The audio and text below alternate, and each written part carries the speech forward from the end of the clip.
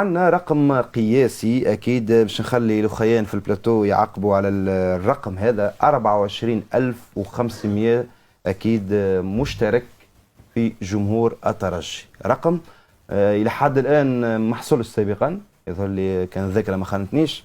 هذا اول رقم كبير 24500 المعنى متفرج، يظهر لي مش حاجه عاديه شهاب الليلي. اكيد هو رقم قياسي معناتها اللي حققته جماهير الترجي يعتبر سابقه ايجابيه.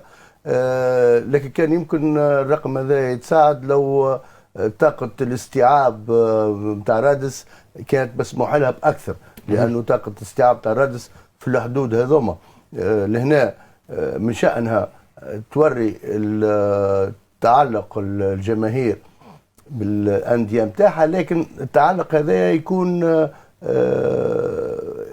معناتها كونكري ستادير مش نحبك بالكلام هكا، نحبك بالكلام والفعل، خاطر كونتريبيسيون هذه تفوق يمكن 6 مليون دينار تونسيه. يعني هذوما سي با بو في بيدجي نتاع ان كلوب، سي با بو. زيد دعم جماهيري يعتبر، وزيد يعطي اشعاع لانه الرقم هذا راهو حتى على المستوى العالمي رقم كبير، مش على المستوى المحلي فقط، على المستوى التونسي لا، حتى على المستوى العالمي رقم كبير.